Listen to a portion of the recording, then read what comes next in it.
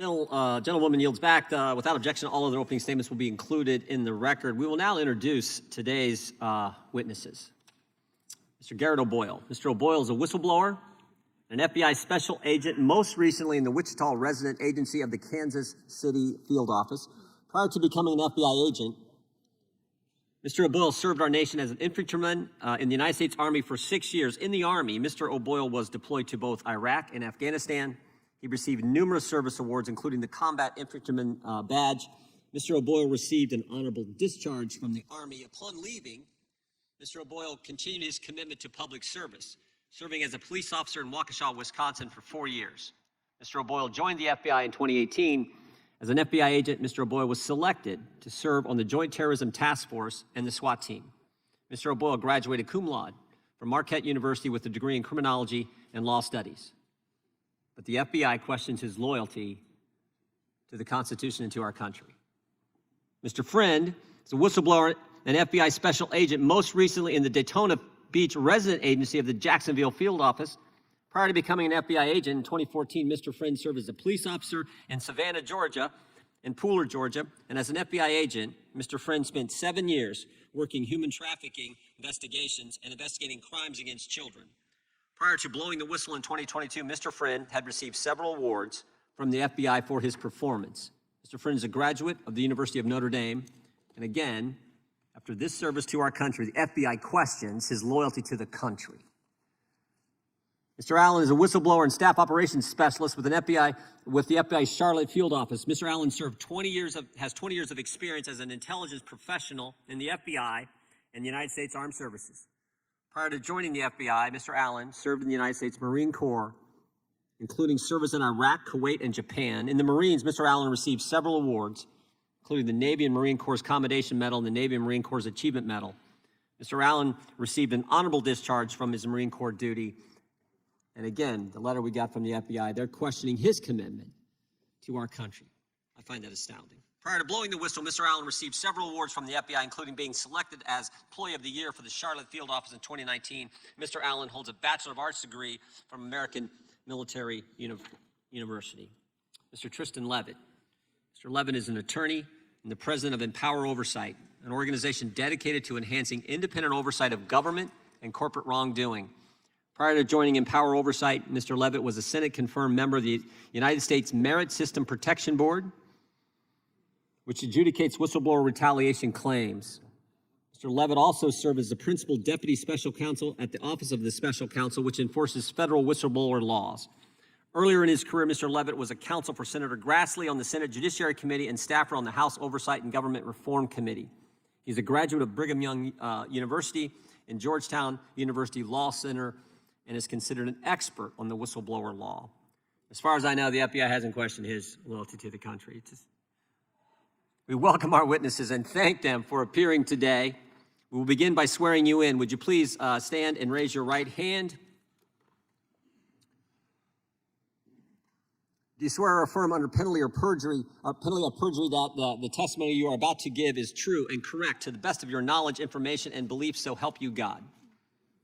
Let the record show that each witness answered in the affirmative. Thank you. Please be seated. Please know that your written testimony will be entered into the record in its entirety. Accordingly, we ask that you summarize your testimony in approximately 5 minutes. We're going to give you plenty of time. But if you can keep it around 5, great. But if you go over, no worries there. And we will start with Mr. O'Boyle. Mr. O'Boyle, you're recognized for your opening statement. Chairman Jordan, members of the committee, thank you for addressing FBI malfeasance and allowing me to speak today. Aside from that point of gratitude, I'm sad, I'm disappointed, and I'm angry that I have to be here to testify about the weaponization of the FBI and DOJ. Weaponization against not only its own employees, but against those institutions and individuals that are supposed to protect the American people. I'm here today because even though I'm wrongfully suspended from the FBI, I remain duty-bound to the American people to play my small role in rectifying these issues. After all, I never swore an oath to the FBI. I swore an oath to the Constitution. I've served my nation and community my entire adult life, first in the United States Army, then as a police officer, and lastly as an FBI special agent. Shortly after high school, I joined the United States Army where I served in the infantry and I was quickly promoted through the ranks. I deployed to both Iraq and Afghanistan in support of Operation Iraqi Freedom and Operation Enduring Freedom. I served in the historic 101st Airborne Division. I received the Combat Infantryman's Badge, which is awarded to those infantrymen who engage in ground combat with our nation's enemies. The Army's official motto is, "This will defend." Along with numerous others, I volunteered to serve this nation, risking my life in combat to protect America and her values. I know some of the best men and women this country has to offer. They come from all backgrounds, races, and creeds. They helped mold me into the person I am today. Each was willing to sacrifice, and many did, to protect this great nation. It is our duty to honor their sacrifices by standing up for what is right, regardless of the difficulty. After serving in the Army, I became a police officer. Police officers, like me, are imperfect beings, but we strive to uphold the law and the Constitution. People who go to work every day trying to make their communities better, yet who nonetheless are faced with budget cuts and calls for defunding as we continue spiraling away from law and order as a nation. While serving as a police officer, I finished my bachelor's degree, graduating with honors in criminology and law studies. Shortly thereafter, I began the long road to becoming an FBI special agent, a position I once understood to be the pinnacle of law enforcement and a way to continue to serve this nation and protect and defend the Constitution. During my 4 years as a special agent, I received the highest annual review an employee can receive. I volunteered for, tried out for, and was selected for an FBI SWAT team. I also volunteered for, tried out for, and was selected for a new unit the FBI created. I also received an award for my work on an anti-abortion extremism case. I've been smeared as a malcontent and subpar FBI employee. This smear stands in stark contrast to my life in public service. This smear campaign, disgusting as it is unsurprising. Despite our oath to uphold the Constitution, too many in the FBI aren't willing to sacrifice for the hard right over the easy wrong. They see what becomes of whistleblowers, how the FBI destroys their careers, suspends them under false pretenses, takes their security clearances and pay with no true options for real recourse or remedy. This is by design. It creates an Orwellian atmosphere that silences opposition and discussion. We know what is right to do, yet we too often refuse to do what is right because of the difficulty and suffering it incurs. I couldn't knowingly continue on this path silently without speaking out against the weaponization I witnessed, even if it meant losing my job, my career, my livelihood, my family's home, and now my anonymity. It's up to members of this committee, current and former FBI employees, and indeed all Americans, to ensure that the weaponization of our own government against the people comes to an end, no matter the personal cost. As James Madison prudently opined, in framing a government which is to be administered by men over men, the great difficulty lies in this. You must first enable the government to control the governed, in the next place, oblige it to control itself. The safeguards currently in place at the FBI are clearly inadequate and must be reworked to protect whistleblowers and others who are inappropriately targeted.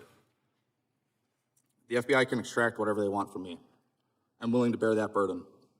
I've sworn to defend this country from enemies, both foreign and domestic, even if that means sacrificing my life. I've lived that oath out since first enlisting in the Army, consistently saying, "Here am I, send me." My oath, however, did not include sacrificing the hopes, dreams, and livelihood of my family, my strong, beautiful, and courageous wife, and our 4 sweet and beautiful daughters who have endured this process along with me. In weaponized fashion, the FBI allowed me to accept orders to a new position halfway across the country. They allowed us to sell my family's home. They ordered me to report to the new unit when our youngest daughter was 2 weeks old. Then, on my first day on the new assignment, they suspended me, rendering my family homeless. They refused to release our goods, including our clothes, for weeks. All I wanted to do was serve my country by stopping bad guys and protecting the innocent. To my chagrin, bad guys have begun running parts of the government, making it difficult to continue to serve this nation and protect the innocent. But I, for one, will never stop trying, and I will never forget my oath. Thank you. Thank you, Mr. Boyle. God bless you. Mr. Fran, you're recognized for your opening statement.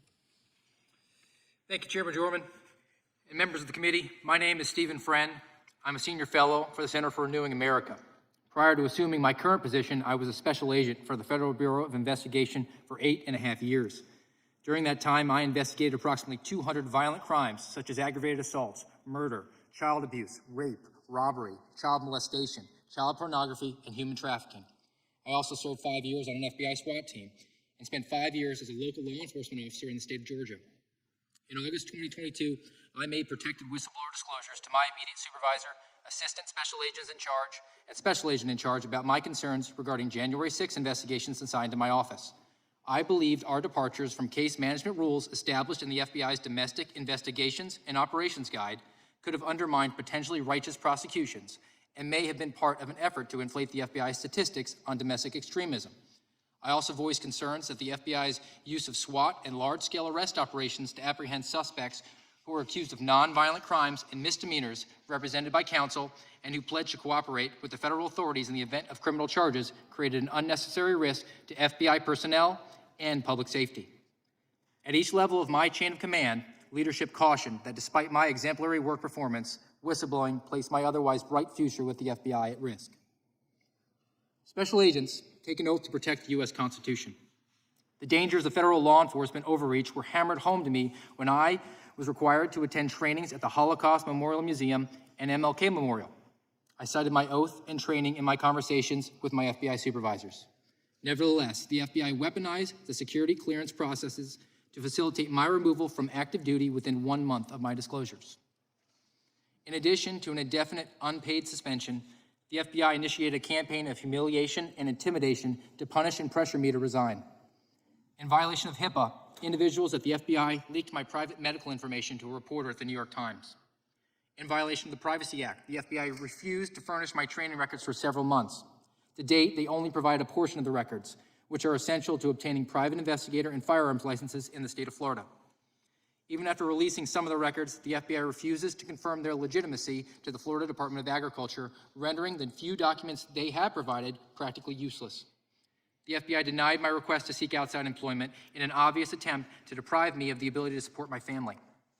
Finally, the FBI Inspection Division imposed an illegal gag order in an attempt to prevent me from communicating with my family and attorneys. Working as an FBI special agent was my dream job. My whistleblowing was apolitical and in the spirit of upholding my oath. Nonetheless, the FBI cynically elected to close ranks and attack the messenger. The FBI is incentivized to work against the American people and in dire need of drastic reform, particularly in these areas. The integrated program management system incentivizes the use of inappropriate investigatory processes and tools to achieve arbitrary statistical accomplishments. Mission creep within the National Security Branch has refocused counterterrorism from legitimate foreign actors to political opponents within our borders.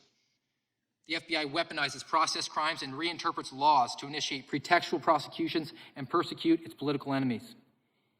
Bureau intelligence analysis capability increasingly dictates operations, turning the FBI into an intelligence agency with a law enforcement capability. FBI collusion with big tech to gather intelligence on Americans, censor political speech, and target citizens for malicious prosecution. A dysfunctional promotion process fosters a revolving door of inexperienced, ambitious FBI supervisors ascending the management ladder within the agency. FBI informant protocols that are broken and abusive. The FBI skirts the Whistleblower Protection Act and exploits the security clearance revocation process to expel employees who make legally protected disclosures. I am pleased to see the Weaponization Committee is taking testimony from FBI whistleblowers. I would also like to take this opportunity to address correspondence recently received by the subcommittee. Yesterday, May 17, 2023, FBI Acting Assistant Director Christopher Dunham submitted a letter to this subcommittee. Portions of his letter concern the suspension and revocation of my security clearance. Parenthetically, I also received a letter from the FBI Executive Assistant Director Jennifer Moore yesterday notifying me that my security clearance was revoked. I find the timing of these letters dubious, but leave that up to the subcommittee's determination. Instead, I would like to address and add vital context to the portion of Mr. Dunham's letter pertaining to my alleged violation of Adjudicative Guideline J. Mr. Dunham is referring to an audio recording I created of my August 23, 2022 meeting with Jacksonville Assistant Special Agents in Charge Colt Markowski and Sean Ryan. After making protected whistleblower disclosures to my immediate supervisor in August 19, 2022, ASAC Markowski summoned me to a meeting at the FBI Jacksonville office. ASAC Markowski told me the meeting was intended to be an opportunity to discuss my concerns. I anticipated the meeting might ultimately lead to my executive managers attempting to compel me to participate in an activity which placed public safety at risk. I was concerned ASAC Markowski and ASAC Ryan may threaten adverse actions toward my career as a result of my whistleblower disclosure. Prior to the meeting, I consulted Florida law to confirm that a law enforcement exemption exists for state two-party consent restriction. I decided to record the meeting to memorialize our discussion and my concerns about the FBI's misconduct. When I entered the FBI Jacksonville office building, ASAC Markovsky and ASAC Ryan were having a private meeting. I waited for them in the conference room. When they entered, all of us placed our cellular phones on the conference table. As an experienced investigator who has conducted hundreds of recorded interviews, I noted how both ASAC Markovsky and ASAC Ryan repeated themselves throughout our discussion and continually insisted I agree to their premise that I was insubordinate and refusing to perform my job.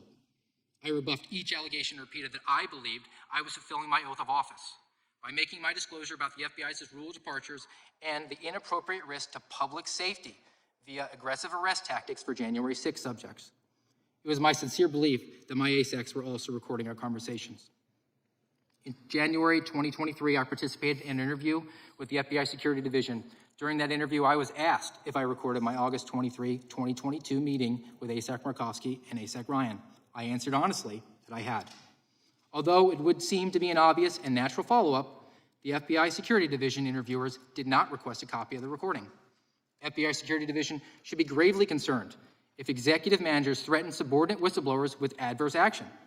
I submitted that this omission by the FBI Security Division solidifies my contention that ASACs Markovsky and Ryan created their own recording of our meeting. The FBI was not concerned about potential whistleblower retaliation. The Bureau was only interested in learning if these actions were at risk of exposure. I pray that all members consider the information I and my fellow whistleblowers present. You may think I'm a political partisan. You may think I am a grifter. You may think I'm a conspiracy theorist. It does not matter. Simply put, this committee should avoid the temptation to impugn the character and the motivations of the messengers seated before you. I sacrificed my dream job to share this information with the American people. I humbly ask all the members to do your jobs and consider the merit of what I have presented. Thank you. Thank you, Mr. Fran. I appreciate your testimony. Mr. Allen, you are now recognized for your opening statement. Thank you, Chairman. Hello, my name is Marcus Allen. I'm a staff operations specialist for the FBI in the Charlotte Field Office. Due to whistleblower retaliation by the FBI, I've been suspended without pay for over a year. Thank you to the committee for allowing me time today to convey my concerns about the current FBI. In particular, I am concerned, and I believe this committee should also be concerned about the FBI's use of the security clearance process to retaliate against whistleblowers. First, though, just so you know a little bit about me, I served honorably in the United States Marine Corps from 2000 to 2005. I was deployed to Kuwait and served 2 tours in Iraq and contributed to Operation Iraqi Freedom. During my deployments, I was exposed to live enemy fire on numerous occasions, even though I served primarily in analytical and intelligence roles. I was awarded the Navy and Marine Corps Commendation Medal and the Navy and Marine Corps Achievement Medal. I eventually joined the FBI and was Employee of the Year in 2019 in the Charlotte Field Office. As the holder of a top secret security clearance since 2001, I've been trusted with the nation's greatest secrets. So why am I here today? Despite my history of unblemished service to the United States, the FBI suspended my security clearance, accusing me of actually being disloyal to my country. This outrageous and insulting accusation is based on unsubstantiated accusations that I hold conspiratorial views regarding the events of January 6, 2021, and that I allegedly sympathize with criminal conduct. I do not. I was not in Washington, D.C. on January 6th, played no part in the events of January 6th, and I condemn all criminal activity that occurred. Instead, it appears that I was retaliated against because I forwarded information to my superiors and others that questioned the official narrative of the events of January 6th. As a result, I was accused of promoting conspiratorial views and unreliable information. Because I did this, the FBI questioned my allegiance to the United States. Since I was suspended, there's been a dearth of communication from the FBI, with interactions seemingly only being forced by actions from my counsel or members of Congress. For example, I was not even interviewed by anyone from the FBI until May of 2022. I was suspended in January of 2022. This interaction with the FBI happened on the heels of a public statement from a congressional member in early May of 2022. The member made statements indicating the FBI was conducting a purge of employees with conservative viewpoints. Within hours of the public statements, my counsel received a phone call from the FBI wanting to see if they could conduct an interview. I promptly complied and did an interview with investigators within a week. Throughout this ordeal, I and my counsel have responded quickly, whereas the FBI has only stonewalled. I have filed a federal civil rights lawsuit, which is pending, seeking to recover my livelihood and restore my good name. Recently, my counsel filed a whistleblower complaint with the Justice Department's Office of Inspector General. The complaint set forth retaliation through misuse of the security clearance process, as well as reprisal against me for making a protected disclosure. Interestingly enough, in the wake of filing the complaint, I received correspondence from the FBI indicating that my clearance had now been formally revoked. This occurred after filing my complaint with the IG.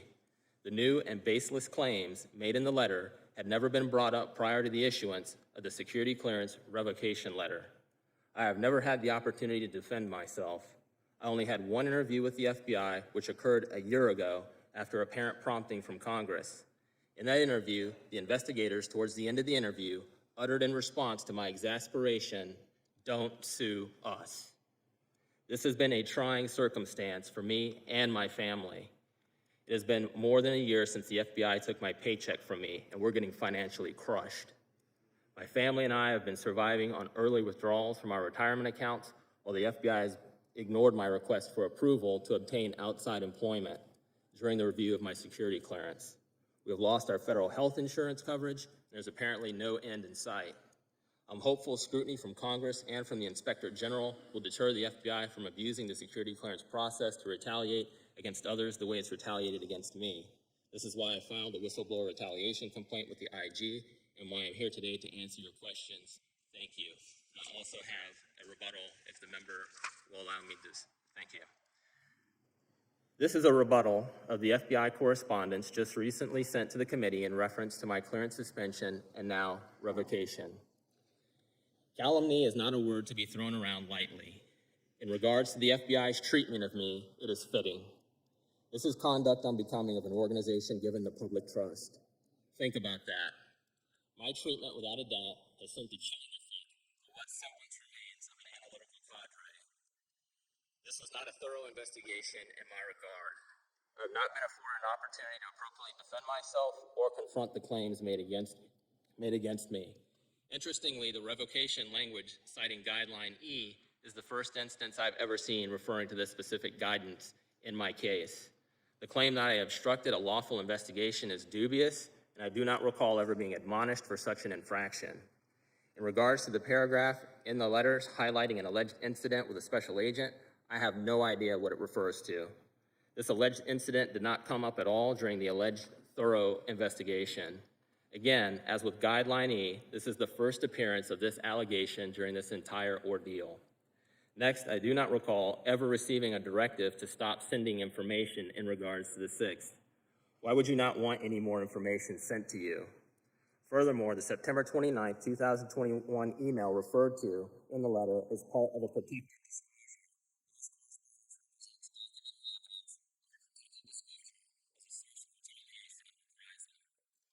Alternative analysis and differing viewpoints should be welcomed, even though they may not be ultimately acted upon by the actual decision makers. Groupthink should not be an ethos championed in an investigative organization. To shut down differing viewpoints is the end of any analytical or investigative body. It sends a chilling effect across the workforce and does not allow for intellectual freedom, which is vital to any investigative body seeking out the truth.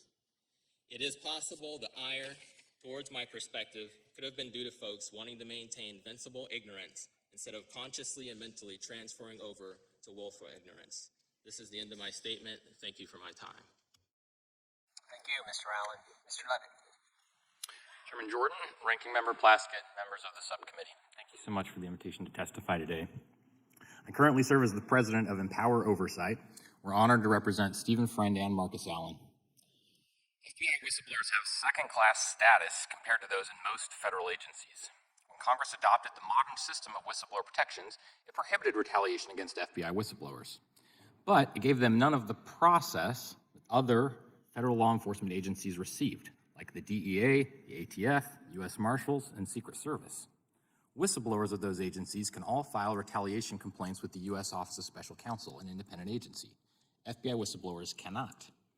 Whistleblowers at those agencies can all appeal retaliation to the Merit Systems Protection Board, on which I recently served. Until just last year, FBI whistleblowers could not. They finally got that right in last December's NDAA. But Congress must ensure that this new jurisdiction applies as intended to all FBI retaliation cases. Many have been wending their way for years through DOJ's long and extensive process. But the laws prohibiting retaliation have been on the books that entire time.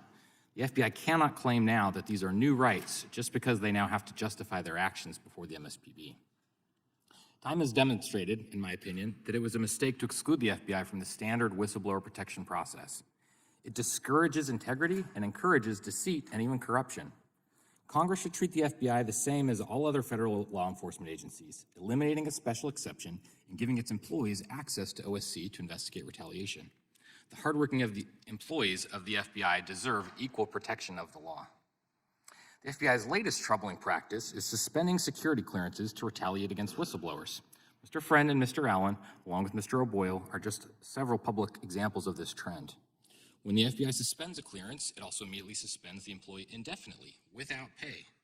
To make matters worse, it holds them and their families hostage by requiring them to get permission to take another job, permission the FBI routinely denies. Congress needs to ensure the FBI stops this abuse. In light of all these obstacles for FBI whistleblowers, you would think Congress would do everything that it could to welcome their disclosures here. But FBI employees coming to Congress have unfortunately been shamefully treated by Democrats on this committee. It's one thing to hear allegations and find them unpersuasive or even distasteful. An office can even ignore those allegations if they choose. That's their prerogative. But to go out and actively smear the individuals making disclosures is far worse. That's what the Democrats on this committee did when they released a March 2nd report entitled GOP Witnesses, What Their Disclosures Indicate About the State of the Republican Investigations. That report was inaccurate, both on the law and on the facts. The law doesn't define the term whistleblower. Instead, it protects from retaliation individuals who engage in protected activity. For over a century, simply making disclosures of any information to Congress has been a protected activity.